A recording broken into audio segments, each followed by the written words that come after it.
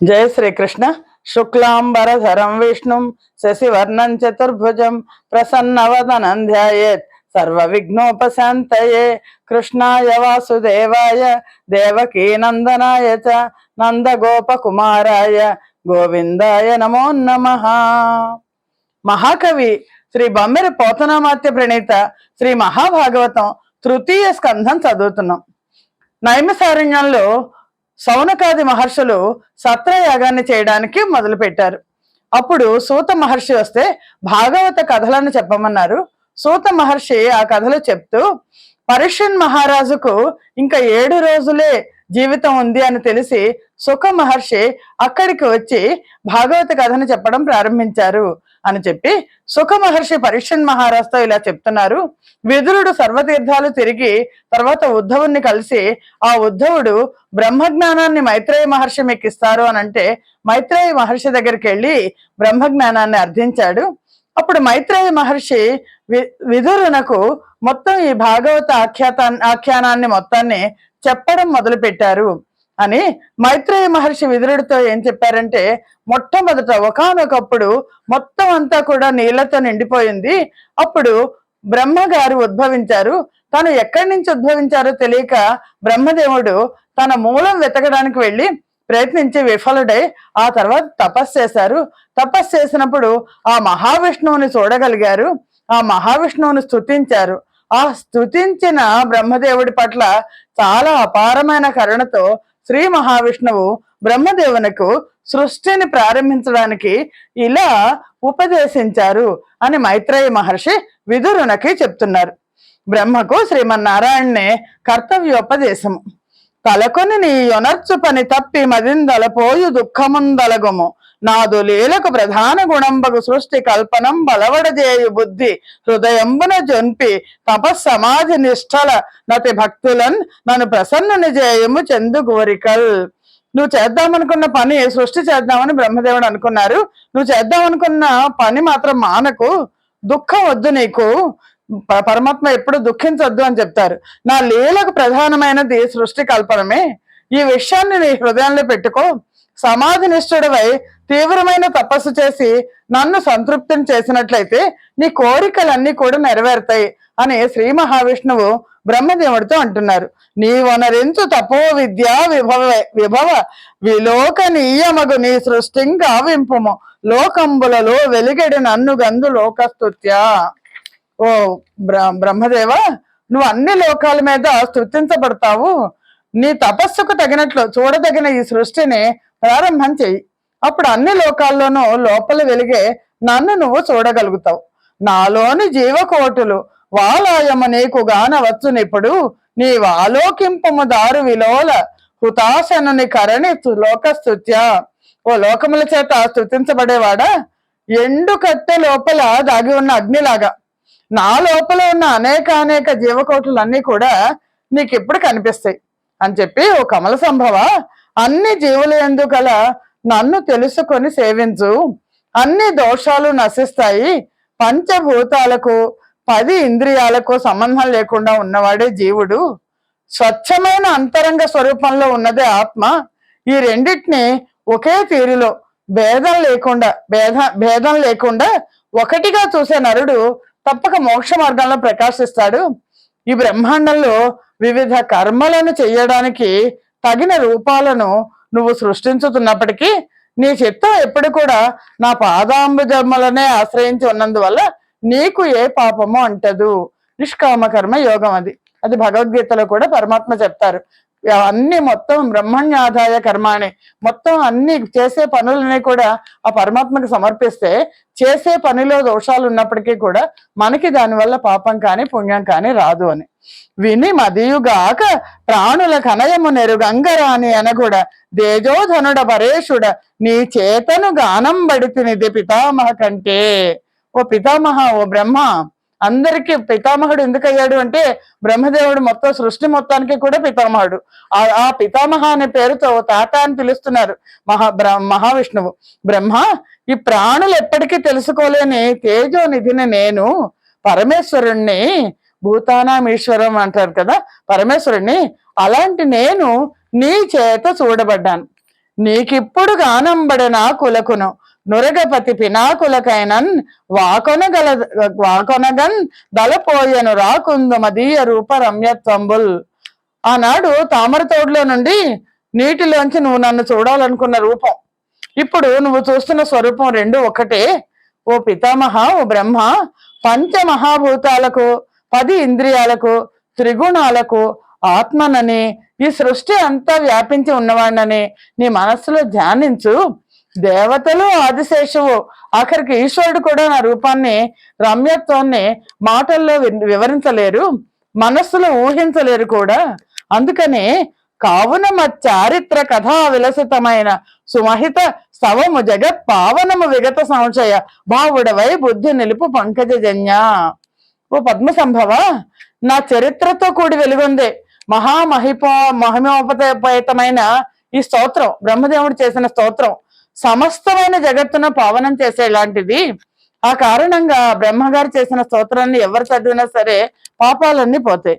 నీ మనసులో ఎలాంటి సంశయాలు పెట్టుకోకుండా నిశ్చలమైన బుద్ధిలో నెలకొని ఉండు. అగుణుడనై లీలార్థము జగముల కల్పింపదలుచు చతురుని నన్నున్ సగుణునిగా రుతించితి దగ సంతసమయ్య నాకు తామరస భవ. ఓ పద్మ సంభవ, నిర్గుణ పరబ్రహ్మ స్వరూపుడనైన నేను లీలగా ఈ జగత్తును కల్పించాలని అనుకున్నాను. అలాంటి నన్ను సగుణునిగా స్తుతించావు నువ్వు, నాకు చాలా సంతోషంగా ఉంది. ఈ మంజుస్తవరాజము నీ మనమున జింత దక్కి నిలుపుము భక్తిన్ ధీమహిత నీ మనంబున గామించిన కోర్కులెల్ల గలుగుంజుమ్మే. ఓ బుద్ధిమంతుడా, నువ్వు స్తోత్రం చేసావు కదా, ఈ మనోహరమైన ఈ స్తోత్ర రాజాన్ని నీ మనస్సులో ఎలాంటి చింతలు పెట్టుకోకుండా భక్తితో నిలుపుకో. భాగవతంలో తృతీయ స్కంధంలో ఉన్న ఆ బ్రహ్మగారు స్తుతించిన ఆ స్తోత్రాన్ని ఎవరు చదివినా సరే వాళ్ళకి ఉన్న కోరికలన్నీ తీరుతాయి. నీ కోరికలన్నీ తప్పక నెరవేరుతాయని పరమాత్మ ఒక భరోసా ఇచ్చారు మనకందరికీ కూడా. అనుదినము ద్విజగత్ పావనమగు నీ మంగళ స్తవంబు పఠింపన్ వినినను జనులకు నే బొడన గనబడుదు నవాప్త సకల కాముడనగుజున్. 3 లోకాలను పావనం చేసే ఈ మంగళకరమైన స్తోత్రం, నువ్వు చేసిన స్తోత్రాన్ని ప్రతినిత్యము ఎవరు పఠిస్తారో, ఎవరు వింటారో అలాంటి భక్తులకు నేను కోరికలన్నీ తీర్చి చివరికి దర్శనాన్ని కూడా ఇస్తాను అని పరమాత్మ ఒక భరోసా ఇచ్చారు మనకందరికి. ఆ బ్రహ్మదేవుడి స్తోత్రాన్ని ఎవరైతే పఠిస్తారో, ఎవరైతే వింటారో, ముందర ఎపిసోడ్ లో జరిగింది అది, ఎవరు వింటారో వాళ్ళకి కోరికలన్నీ తీరుతాయి, చివరికి పరమాత్మ దర్శనం కూడా అవుతుంది అని. వనతట కోపనయన వివాహ దేహ భవన నిర్మాణ భూమ్యాది వివిధ దాన జప తపోవ్రత యోగ యజ్ఞముల ఫలము మామకస్తవ ఫలము సమంబుగాదు. తోటలు వేయడం, చెరువులు తవ్వించడం, ఉపనయన వేదికలు నిర్వహించడం, వివాహ మండపాలు కట్టించడం, దేవాలయ ప్రతిష్ఠ చేయడం, భూదానం మొదలైన దానాలు చేయడం, జపాలు చేయడం, తపాలు చేయడం, వ్రతాలు చేయడం, యోగాలు చేయడం, యజ్ఞాలు చేయడం, వీటన్నిటి వల్ల వచ్చే ఫలం దానికంటే కూడా ఎక్కువ ఏంటంటే నన్ను స్తోత్రం చేయలేదు. మహాభక్తులు చెప్తున్నారు, నన్ను స్తోత్రం చేయడం వల్ల వచ్చే ఫలానికి ఏమాత్రం సమానం కాదు. మనస్ఫూర్తిగా మనస్సు బుద్ధిని పెట్టి పరమాత్మని ఎవరైతే ధ్యానిస్తారో వాళ్ళకు వచ్చే పుణ్యాన్ని చెప్పడానికి వీల్లేదు. అందుకే ఈ స్తవరాజము మహామహిమాన్వితమైనదని తెలుసుకో. బ్రహ్మదేవుడు చేసిన స్తుతిని బ్రహ్మదేవుడికి చెప్తున్నారు, నువ్వు చేసిన స్తుతి, నువ్వు చేసిన స్తోత్రం చాలా గొప్పది అని. జీవావలి కల్పించుతూ జీవావలిలోనదగ వసించుచు ప్రియ వస్త్వావలి లోపల ప్రియ వస్త్వావలినై ఉండు నన్ను ననిసము ప్రీతిన్ తలపు మత్ప్రీతికి నై కలిగించితి నిన్ను భువన కారణ నా లోపల నడిగి ఏకమై నిశ్చలగతి వసించి ఉన్న జగముల నెల్లన్. నేను జీవులను సృష్టిస్తూ ఆ జీవ సమూహంలో ఉంటాను, ఇష్టమైన వస్తువుల్లో ఇష్టమైన వస్తువుగా ఉంటాను. నన్ను ఎప్పుడు తలుచుకో, నా ప్రీతి కోసమే నిన్ను సృష్టించాను. నాలో అణగి కదలకుండా ఏకరూపంలో ఉన్న లోకాలన్నింటినీ కూడా అహంకారమే మూలతత్వంగా నువ్వు పుట్టించు అని బ్రహ్మగారికి బ్రహ్మదేవుడికి ఆజ్ఞాపించి శ్రీ మహావిష్ణువు అంతర్ధానమయ్యారు అని మైత్రేయ మహర్షి విదురుడితో చెప్తున్నారు.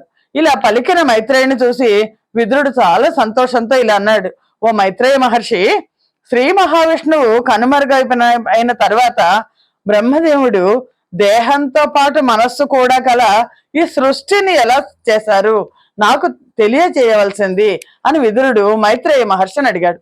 అప్పుడు కమల సంభవుని మానస సర్గం, సర్గం అంటే సృష్టి, ఎలా పద్మ ఆ బ్రహ్మదేవుడు ఆ పంకజనాభుడు సృష్టించాడు అనేది మనకి తెలుస్తుంది. అప్పుడు మునిశ్రేష్ఠుడైన మైత్రేయుడు విదురునితో ఇలా అన్నాడు: విష్ణువు యొక్క వర ప్రభావం వల్ల బ్రహ్మ 100 సంవత్సరాలు భగవంతుడి గురించి తపస్సు చేశాడు. అప్పుడు వీచిన కాలవాయువుకి తన నివాసమైన పద్మం కదిలింది, నీరు చెలించింది. దాన్ని చూసి బ్రహ్మదేవుడు తన తపశ్శక్తి చేత అభివృద్ధి పొందిన విద్యాబలం చేత వాయువును బంధించి కనిపిస్తున్న మహాజలాన్నంతటినీ కూడా ఒక్క గుక్కతో తాగేశారట. తాగేసి గగన వ్యాపి అయిన ఆ జలాన్ని చూశారు. చూసి వారిజ సంభవుడు బుధవంతుడు చిత్తమునందలచే దైత్యారి భయోవిహారి సముదంచిత హారి నతాఖిలామృతహారి రమా సతీ హృదయహారి నుదారి విదూర భూరి సంసారి భవప్రహారి విలసన్నుత సూరి నఘోరి నయ్యడన్. అక్కడ బ్రహ్మదేవుడు మొత్తం తన చుట్టూ ఉన్న జలాన్నంతా ఒక్క గుక్కలో తాగేసట. తాగేసరికి ఆయనకి ఏం కనిపించింది అంటే, బుధుల చేత వందనీయుడైన బ్రహ్మ తన మనస్సులో దైత్యులకు శత్రువైన వాడు, నీటి యందు విహరించేవాడు, ఒప్పైన హారములను ధరించిన వాడు, దేవతల చేత వందనాలను గైకొనేవాడు, రమాదేవి హృదయాన్ని దొంగిలించిన వాడు, ఉదారుడైన వాడు, సంసారంలోని దుఃఖాలను తొలగించేవాడు, పుట్టుక లేకుండా చేసేవాడు, పండితుల చేత పొగడబడేవాడు అయిన ఆ పరమాత్మను అంతకు ముందు చూసిన రూపం, ఆ పరమాత్మ రూపాన్ని, ఆ భగవంతుడిని ధ్యానించాడు. అట్లు తలిచి సరోజుండంబుజమును గగన తలమున చూచి యా కమలకోశ లీనమయ్యున్న లోక వితానములను నొయ్యబొడగని హరిచేని యుక్తుడైన వానిగా తన్ను దలచి యవ్వనరుహంబు లోపలికి పోయి మున్నందులోననున్న ముజ్జగంబుల చూచి ఇమ్ముల సృజించే మరి చతుర్దశ భువనములు మహిమ చేసి. ఇలా ఒకసారి పరమాత్మని ధ్యానించేసరికి బ్రహ్మదేవుడికి గగనతలంలో ఒక పద్మం కనిపించింది. ఆ పద్మపత్రాలలో దాగి ఉన్న లోక సమూహం కనిపించింది. వెంటనే బ్రహ్మదేవుడు విరించి తాను విష్ణువుచే నియుక్తుడైన వానిగా తలచి, నేను ఆ మహావిష్ణువు ఆలోచించిన ఆ సృష్టించిన సృష్టిని నేను సృష్టిస్తున్నాను అని అనుకుని ఆ పద్మం లోపలికి పోయి అందులో ఉన్న 3 లోకాలను చూసి తన మహిమతో చతుర్దశ భువనాలను అతి సుందరంగా సృష్టించాడు. పరగ సుధాసన తిరియన్నర వివిధ స్థావరాది నానా సృష్టి స్ఫురణ నజుండొనరించన్ బరువడి నిష్కామ ధర్మ ఫల రూపమునన్. తన ధర్మానికి ఫలస్వరూపంగా దేవతలను, పశుపక్షాదులను, నరులను, వివిధములైన స్థావరాలతో కూడిన ఈ సృష్టిని బ్రహ్మదేవుడు నిర్మించారు. ఇలా ఈ ప్రకారం భువనాలను బ్రహ్మ సృష్టించారు అని మైత్రేయ మహర్షి విదురునితో చెప్పారు. విదురుడు ఆనందంతో మైత్రేయుని చూసి, విష్ణువు యొక్క మహిమ వల్లనే కదా ఈ భువనాలన్నీ ప్రకాశిస్తున్నాయి, అటువంటి పరమేశ్వరుని కాలస్వరూపాన్ని, దాన్ని లెక్కించే విధానాన్ని, దాని లక్షణాలను నాకు చెప్పవలసింది అని మైత్రేయ మహర్షిని విదురుడు ఒక చాలా విధేయుడైన శిష్యుడిలాగా అడిగాడు. ఆద్యంత శూన్యంబు నవ్యయంబైతగు తత్వమింతకు నుపాదానమగుట గుణ విషయములు గైకొని కాలమును మహదాది భూతములు తన్నాశ్రయింప గాలాను రూపంబు గైకొని ఈశుడు తన లీలకై తను దాసృజించే గరమొప్ప నఖిల లోకములందు దానుండు తనలోన నఖిలంబు ధనరుంచుండు గాన విశ్వమునకు కార్య కారణములు దానయం మహాపురుషుని తను వలనం బాసి విశ్వంబు వెలియై ప్రభాసముందే మానితాచార ఈ వర్తమాన సృష్టి. ఓ విదురుడు ఇలా అడిగేసరికి, సదాచార సంపన్నుడైన ఓ విదురా అని మైత్రేయ మహర్షి చెప్తున్నాడు, విను, ఇది అంతం లేనిది, ఈ సృష్టి అంతం లేనిది, అవ్యయమైనది అయిన తత్వమే దీనికి మూల కారణం. ఈ సృష్టికి అదే కారణం. ఈశ్వరుడు కాలానికి తగిన రూపాన్ని ధరించి గుణాలు, ఇంద్రియార్థాలు, మహత్తు, పంచభూతాలు తన్ను ఆశ్రయించగా కాలానికి తగిన రూపాన్ని గైకొని కేవలం వినోదానికై తనను తాను సృష్టించుకున్నాడు. ఆ ఈశ్వరుని యందు ఈ లోకాలన్నీ ఉంటాయి, అన్ని లోకాలలోనూ ఈశ్వరుడు ఉంటాడు కనుక ఈ అనంత విశ్వానికి కార్యము కారణము రెండు తానే. ఆ మహాపురుషుని నుండి వెలువడి ఈ విశ్వం ప్రకాశిస్తోంది. ఆ మహావిష్ణువు మాయ వల్ల ఈ విశ్వం అంతా ఒక పద్ధతిలో పుట్టి పెరిగి నాశనం అవుతూ ఉంటుంది. ఇది వరకు ఇలాగే జరిగింది, ఇప్పుడు కూడా ఇలాగే జరుగుతోంది అని మైత్రేయ మహర్షి విదురుడితో చెప్తూ, బ్రహ్మదేవుడు 10 రకాలైన సృష్టిని చేశాడు. బ్రహ్మదేవుడు 10 రకాలైన సృష్టిని, సర్గ అంటే సృష్టి, బ్రహ్మ నిర్మితమైన దశవిధ సర్గంబులు అనే మనకి తర్వాత ఘట్టంలో వస్తుంది అని ఈ మైత్రేయ మహర్షి విదురుడితో చెప్తున్నాడు. అటువంటి సృష్టి 9 విధాలుగా ఉంది. వాటిలో ప్రాకృతాలు వైకృతాలు అనేవి కాల ద్రవ్య గుణాలు అనే 3 విధాలైన భేదాలతో పరస్పరం సంకరం అవుతూ ఉంటాయి. అందులో మహత్తత్వం మొదటి సృష్టి. బ్రహ్మగారు సృష్టించిన వాటిలో మొత్తం 10 సృష్టిలు ఉన్నాయి. అందులో మొదటి సృష్టి మహత్తత్వం అని, అది నారాయణుని సమీపంలో గుణభేదాన్ని పొందుతుంది. ద్రవ్య జ్ఞాన క్రియాత్మకమైన అహంకార తత్వం రెండో సృష్టి.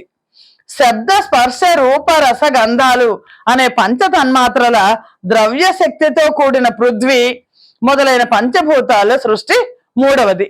జ్ఞానేంద్రియాలైన చర్మము, కన్నులు, చెవులు, నాలుక, ముక్కు, కర్మేంద్రియాలైన వాక్కు, చేతులు, కాళ్ళు, పాయువు, ఉపస్థ అనే 10 ఇంద్రియాల పుట్టుక 4వ సృష్టి. సాత్విక అహంకారం వల్ల పుట్టిన దేవతా గణాల సృష్టి 5వ సృష్టి. అది కేవలం మనోమయమే ఉంటుంది. ప్రాణ సమూహానికి అజ్ఞాన కృతాలైన ఆవరణ విక్షేపాలు కలిగించే తామస సృష్టి 6వది. ఈ 6 కూడా భగవంతుని లీలా విలాసాలైన ప్రాకృత సృష్టులు. ఇంకా 7వది మొదలుగా వైకృత సృష్టులను వినిపిస్తాను విను.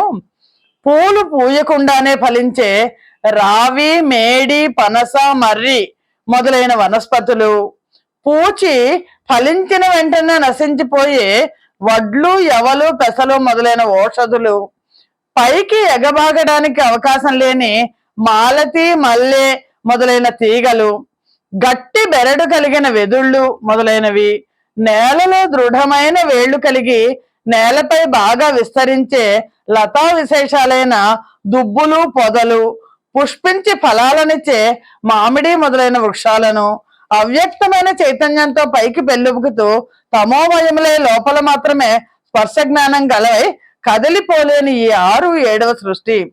7వ సృష్టిలో మొత్తం వృక్షజాతి అంతా కూడా ఉంది. ఇంకా 8వ సృష్టిలో, ఈ 8వ సృష్టిలో 28 భేదాలు ఉన్నాయి.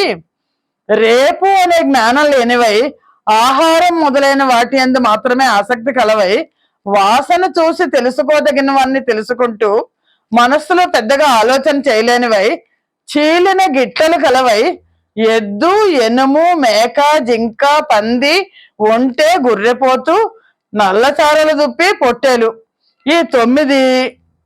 అలాగే చీలని గిట్టలు కలవైన గాడిద, గుర్రము, కంచర గాడిద, గౌరమృగం, శరభమృగం, చెమరి మృగం ఈ 6.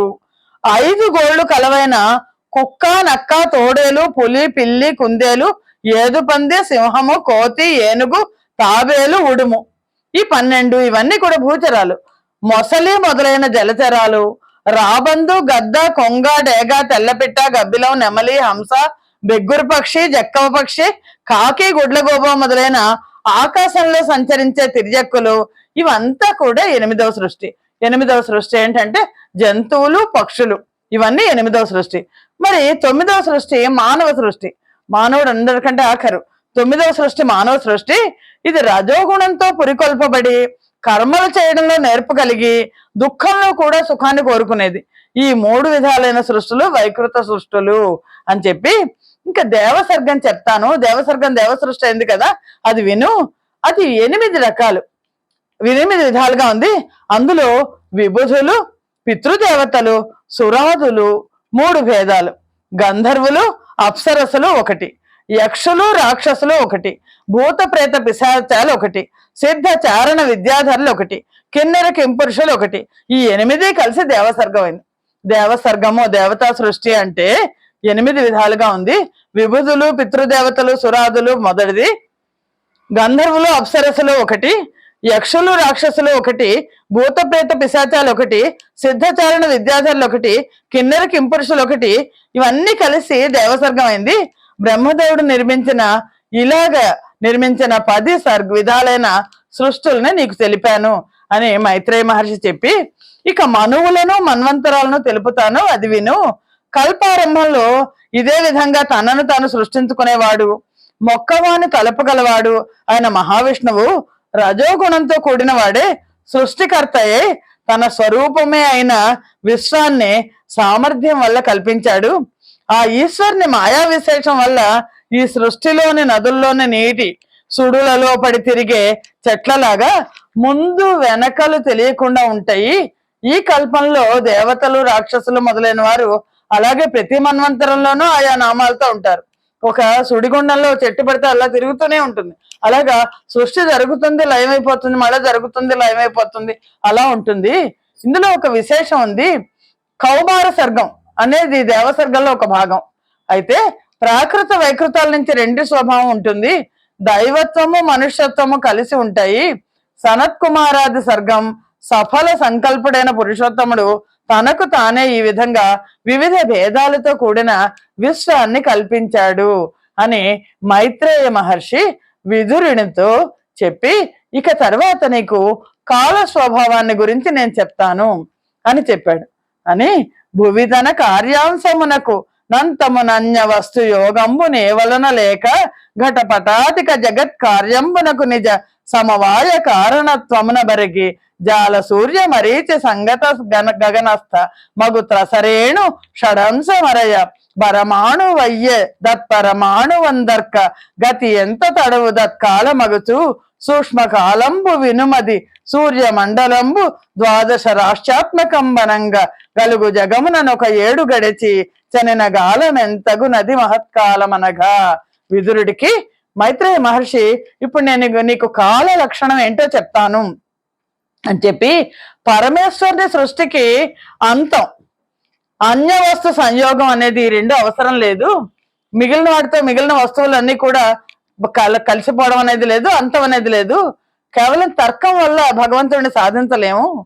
ఈ భూమి మీద కుండలు బట్టలు తయారయ్యే తీరు వేరు, ఈ ప్రపంచం యొక్క పుట్టుక వేరు. ఎలాగంటే కుండ తయారవ్వాలంటే మట్టి కావాలి, మట్టి కుండగా రూపొందడం. అలాగే కుండను చేసేవాడు కారణం కావాలి. వస్త్రం తయారవడానికి కూడా వస్త్రానికి ముందర పత్తి కావాలి, తర్వాత వస్త్రాన్ని తయారు చేసేవాడు కావాలి. కానీ సృష్టి చేయడానికి భగవంతుడికి ఏది దానికి మూల పదార్థం ఏం అక్కర్లేదు. సృష్టిలో విడదీయలేని అత్యంత సూక్ష్మాంశానికి పరమాణు అని పేరు. కిటికీలోంచి ప్రసరించే సూర్యకాంతిలో మనకు చిన్న రేణువులు కనిపిస్తుంటాయి. ఆ రేణువులో 6వ భాగానికి పరమాణు అని పేరు. సూర్యకాంతి పరమాణువు ద్వారా ప్రసరించేటప్పుడు పట్టే కాలానికి సూక్ష్మ కాలం అని పేరు. అని దీన్ని మనం ఊహించుకోవాల్సిందే. సూర్యుడు మేషాది 12 రాసుల్లో తిరిగే కాలానికి మహత్కాలం అని పేరు. దానికి 1 సంవత్సరం అని పేరు. 1 సంవత్సరం మహత్కాలం అయితే ఆ సూర్యరశ్మి వచ్చి ఆ సూర్యరశ్మిలో ఉండే వెలుగులో ఉండే ఆ రేణువులో 6వ భాగం అనేది అది మనం క్షణంగా చెప్పాలి, పరమాణువు అని చెప్పాలి అని చెప్పి 2 పరమాణువులు సృష్టి క్రమం చెప్తున్నారు, కాల నిర్ణయం చెప్తున్నారు. పరమాత్మకి మైత్రేయ మహర్షి విదురుడికి చెప్తున్నారు. 2 పరమాణువులు 1 అణువు అవుతుంది, 3 అణువులు 1 త్రసరేణువు అవుతుంది. ఇదంతా కూడా శాస్త్ర విజ్ఞానం లాగా కనిపిస్తోంది మనకి. దీని మీద చాలా పరిశోధన జరగాలి. 3 త్రసరేణువులు 1 త్రుటి, 100 త్రుటులు 1 వేధ, 3 వేధలు 1 లవం, 3 లవములు 1 నిమిషం, 3 నిమిషాలు 1 క్షణం, 5 క్షణాలు 1 కాష్ట, 10 కాష్టలు 1 లఘువు, 15 లఘువులు 1 నాడి, 2 నాడులు 1 ముహూర్తం. అలాంటి నాడులు 6 కానీ 7 కానీ అయితే అదొక ప్రహరం. దానిని యామం లేక జాము అంటారు. ఈ కాల నిర్ణయం సనాతన భారత సాంప్రదాయక కాల నిర్ణయం ఇది. దీని మీద ఇప్పటిదాకా పరిశోధనే జరగలేదు. అంత తక్కువ స్థాయికి, ఆ పరమాణు స్థాయికి మన వాళ్ళు ఎవరు కూడా శాస్త్ర విజ్ఞానంలో వెళ్ళలేదు. ఇక ముందర పరిశోధన చేయాల్సిన అవసరం ఉంది. అనే అతి చిన్న పరిమాణాన్ని తెలిపే నాడిని కొలిచే విధానాన్ని చెప్తాను విను అంటున్నారు మైత్రేయ మహర్షి. 6 ఫలాల రాగితో ఓ పాత్రని, ఫలం అంటే ఒక తూకం, ఒక రాగి పాత్రను సిద్ధం చేసి అందులో 4 మినపగింజల బరువు గల బంగారంతో 4 అంగుళాల పొడవు గల కమ్మి తయారు చేయాలి.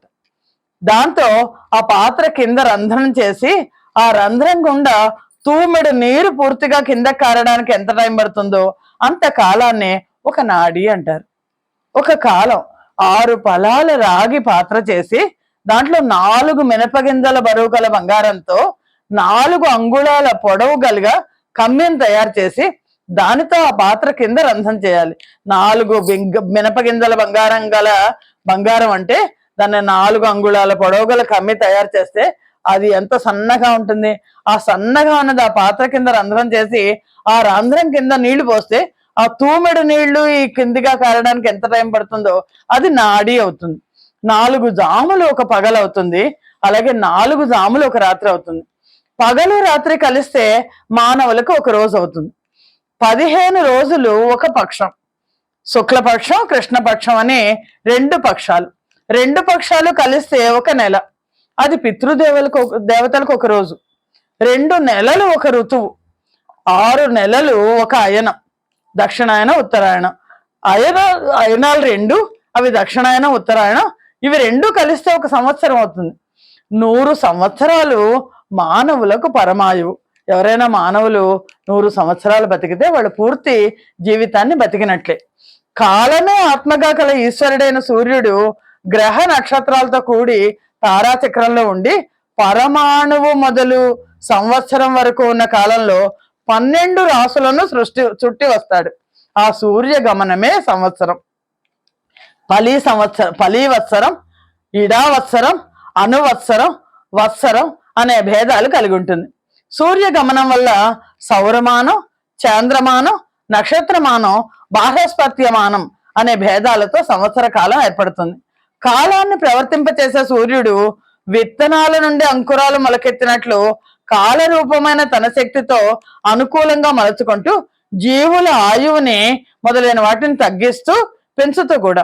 ఆయువు తగ్గుతుంటే క్రమంగా విషయాల పట్ల కోరికలు తగ్గుతూ, కోరికలతో యజ్ఞాలు చేసే వాళ్ళకి గుణాలతో కూడిన స్వర్గాది లోకాలను సమకూరుస్తూ ఆకాశంలో సంచరిస్తూ ఉంటాడు. కాబట్టి స్వర్గం కావాలన్నా, కోరికలు తీరాలన్నా ఆ ఎదురుకుండా ఉన్న ప్రత్యక్ష సూర్యనారాయణ మూర్తిని మనం వేడుకోవాలి అని ఈ విధంగా 5 విధాలైన సంవత్సరాలను ప్రవర్తింపచేసే సూర్య భగవాను ఆరాధించమని మైత్రేయుడు చెప్పగా అప్పుడు విదురుడు ఇలా అన్నాడు: నరపితృ సుర పరమాయు పరిమాణములెరుగ నాకు బలికితివి మునీశ్వర ఎరిగింపు త్రిలోకోపరిలోక విలోక నైక పరులకు వారికి.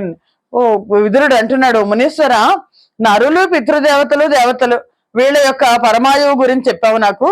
3 లోకాలు, ఆ పై లోకాలు చూడాలనే కాంక్షతో తిరిగే వాళ్ళ గురించి నాకు వివరించు అనంటే, పూనిన యోగ సిద్ధి తగబొందిన నేత్ర యుగంబునన్ బహిర్జ్ఞానము కలిగి యుండి భువనంబుల చూచుచు నుండి వారికి మానుగా గల్గు కాలగతి నాకెరిగింపు మునింద్ర నాపుడు నానయశాలి అవ్విదురు నాదర మొప్పగా చూచి ఇట్లనన్. అప్పుడు యోగ సిద్ధి పొందిన నేత్రయుగ్మం చేత బాహ్య జ్ఞానం కలిగి ఉండి ఈ భువనాలను చూసే వాళ్ళకి ఎలాంటి కాలగతి కలుగుతుందో అది నాకు చెప్పవలసింది అని విదురుడు అడిగితే మైత్రేయుడు ఇలా అంటున్నాడు: జననుత కృతయుగ సంఖ్య 4000 దివ్య వర్షములు, దదీయ సంధ్యలు 800 విను త్రేత వత్సర త్రిసహస్రములగు దదీయ సంధ్యల 600 100 నగు ద్వాపరము 2000 సంవత్సరములు వెలయ సంధ్యలోలి నన్నూరేండ్రు నేడు లొగి గలియుగమున సహస్ర వర్షములు సంధ్యాంశమరయ 200 నిల్చియుండు జువ్వే అనగ సంధ్యాంశ మధ్యంబు నందు ధర్మమతిశయించును సంధ్యాంశ మందు ధర్మమల్పమై కానబడుచుండు ననగ చరిత. దేవతలకు ఎలాంటి కాల నిర్ణయం ఉంటుంది అంటే మైత్రేయ మహర్షి విదురుడితో చెప్తున్నాడు. విదుర విను, కృతయుగం సంఖ్య 4000 దివ్య సంవత్సరాలు, మన సంవత్సరాలు కాదు, 4000 దివ్య సంవత్సరాలు. దాని సంధ్యాకాలం 800 ఏళ్లు గడిచిన యుగానికి రాబోయే యుగానికి మధ్య కాలాన్ని సంధ్య అంటారు. దాని సంధ్యాకాలం 800 ఏళ్ళు. త్రేతాయుగం ప్రమాణం 3000 దివ్య సంవత్సరాలు. సంధ్యాకాలం 600 ఏళ్ళు. ఒక యుగం నుంచి మరో యుగానికి రావడానికి మధ్యలో కాలం కృతయుగం నుంచి త్రేతాయుగానికి 820 ఏళ్ళు అయితే త్రేతాయుగం నుంచి ద్వాపర యుగానికి 600 ఏళ్ళు. ద్వాపర యుగ ప్రమాణం 2000 దివ్య సంవత్సరాలు. సంధ్యాకాలం 400 సంవత్సరాలు. కలియుగ ప్రమాణం 1000 దివ్య సంవత్సరాలు. సంధ్యాకాలం 200 సంవత్సరాలు. అంటే ఈ సంధ్యాంశముల మధ్య కాలంలో ధర్మం అతిశయిస్తుంది, అలాగే ధర్మం సంధ్యాకాలంలో ధర్మం పతనం అయిపోతుంది కూడా అని ధర్మదేవత కృతయుగంలో 4 పాదాలతో, త్రేతాయుగంలో 3 పాదాలతో, ద్వాపర యుగంలో 2 పాదాలతో, కలియుగంలో 1 పాదంతోనే సంచరిస్తుంది. పాద విభేదంబున మర్యాదలను దరుగు నధర్మ మా కొలదినే పాదిల్లి వృద్ధిం ముందు ధరాది విజులు పాప బుద్ధి రతుల గుదురిలన్. ఈ పాదాల భేదం వల్ల కృతయుగంలో 4 పాదాల్లో, త్రేతాయుగంలో 3 పాదాలు, ద్వాపరయుగంలో 2 పాదాలు, కలియుగంలో 1 పాదం. ఈ పాదాల భేదం వల్ల ప్రజల్లో మర్యాదలు తగ్గిపోతాయి, అధర్మం పెరిగిపోతుంది, బ్రాహ్మణులు కూడా ఆఖరికి పాప బుద్ధి యందు ఆసక్తి కలవాళ్లే ఉంటారు అని చెప్పి మైత్రేయ మహర్షి విదురుడితో చెప్తున్నాడు. భూలోకం, భువర్లోకం, సువర్లోకం వీటికంటే పైన సత్యలోకం ఉంది. అక్కడ ఉండే బ్రహ్మకు చతుర్యుగాలు 1000. అయితే ఒక పగలవుతుంది. మామూలు ఈ కృతయుగం, త్రేతాయుగం, ద్వాపరయుగం, కలియుగం ఇవన్నీ కలిపి ఒక 1000 అయితే ఒక పగలవుతుంది బ్రహ్మదేవుడికి. అలాగే రాత్రి కూడా, అంటే మళ్ళీ చతుర్యుగాలు 1000 అయితే ఒక రాత్రి అవుతుంది. బ్రహ్మ రాత్రి నిద్రపోతే లోకాలన్నిటికీ ప్రళయం వస్తుంది. మేల్కొని చూస్తే తిరిగి లోకాలు పుడతాయి. ఆ బ్రహ్మదేవుడు ఒక దినంలో 14 మన్వంతరాల కాలం గడుస్తుంది. వాళ్ళలో ఒక్కొక్క మనువు కాలం 71 దివ్య యుగాలు. వీటినే మన్వంతరం అంటారు. దేవతలు, మనులు, సప్తఋషులు వీళ్ళంతా భగవదంశతో పుట్టి ఈ మన్వంతరాల్లో ఈ లోకాలను పరిపాలిస్తారు అని హరిపితృ సుపర్వతిర్యజ్ఞ నర రూపములను జనించి నయమున మన్వంతరముల నిజ సత్వంబున పరిపాలించును జగంబు పౌరుషమప్పన్. ఆ శ్రీహరి పితృ, దేవ, పశు, పక్షి, మానవ రూపాల్లో జన్మించి ఆ మన్వంతరాల్లో తన యొక్క సత్వగుణం చేత, పురుష భావం చేత ఈ విశ్వాన్ని పరిపాలిస్తాడు. క్రమంగా నీకు సృష్టి విశేషాలని చెప్పాను. పగలు పూర్తి కాగానే బ్రహ్మ శయనిస్తాడు. ఆయన నిద్రలో ఆయన శక్తి సామర్థ్యాలు, పరాక్రమము అంధకారంతో ఆవరించబడి ఉంటాయి. ఆ రాత్రి భువనత్రయము దమపిహితమై భాను చంద్రులతో విలీనమైన సర్వాత్ముడుగా హరిశక్తి రూపంబై కడిగి వెలుంగు సంకర్షణాగ్ని భువనత్రయంబును దవిలి దహింప నయ్యనల కీలల బొడమిన మహోష్మ మలమిన గమలి మహర్లోక వాసుల జనలోకమునకు జనుదురప్పుడు విలయ సమయ సముత్కట విపుల చెండ వాత ధూతోర్మిజాల భూర్వార వార్ధి భువనములు ముంచు నమ్మోడు భువనములను తత్పయోరాశి మీద పద్మావిభండు.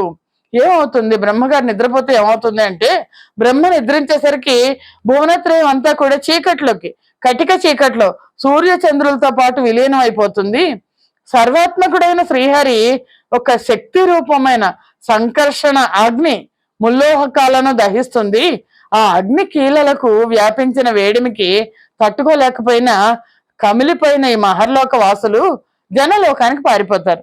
అప్పుడు ఆ విలయ సమయంలో వీచే భీకరమైన వాయువులకు ఎగసిపడే మహాభయంకరమైన సముద్ర జలాలు 3 లోకాలని కప్పేస్తాయి. ఆ మహార్ణవ మధ్యంలో శయనించి ఉంటాడు శ్రీ మహావిష్ణువు. ఎలా ఉంటాడు ఆయన? చారు పటీర హీర ఘనసార తుషార మరాళ చంద్రికాపూర మృణాల హార పరిపూర్ణ సుధాకర కాశ మల్లికాసార నిభంగ శోభిత భుజంగమ తల్మమునందు యోగ నిద్రారతి చెందియుండు జఠరస్థిత భూర్భువ రాదిలోకుడై. అప్పుడు పరమాత్మ ఎలా ఉంటారు? అందమైన చందనంలాగా, వజ్రంలాగా, కర్పూరంలాగా, మంచులాగా, రాజహంసలాగా, శరత్కాల చంద్రికలాగా, తెల్ల తామరలాగా, మంచి ముత్యాల దండలాగా, నిండు చంద్రునిలాగా, రెల్లు పువ్వులాగా, మల్లికా కుసుమంలాగా శ్వేతరుచులు విరజిమ్ముతూ ఆదిశేషువు చెయ్యగా కడుపులో అన్ని లోకాలని పెట్టుకుని యోగ నిద్రలో ఉంటాడు. జనలోక నివాసకులర్ధిని వినుతింపగనతుల దివ్య ప్రభచే ధనరుతు మీలిత నిజలోచనుడై వసించునతడు సముచిత లీలన్. ఆ జనలోకానికి పారిపోతారు కదా అందరూ. ఆ పారిపోయిన జనలోక నివాసులు అర్ధులై నమస్కరించి ప్రార్థిస్తుంటే సాటి లేని గొప్ప కాంతులతో వెలుగొందుతూ శయ్యపై కనులు మోసుకొని శయనించి ఆ మహావిష్ణువు నిద్రిస్తుంటాడు. ఈ ప్రకారంగా కాలంలో అనేక రాత్రుళ్ళు పగళ్ళు గడుస్తాయి. మనుషులకు 100 సంవత్సరాలు పరమాయువైన విధంగా బ్రహ్మదేవుడికి కూడా ఆయుర్దాయ 100 సంవత్సరాలే. అయితే ఆయనకై 100 దివ్య సంవత్సరాలు.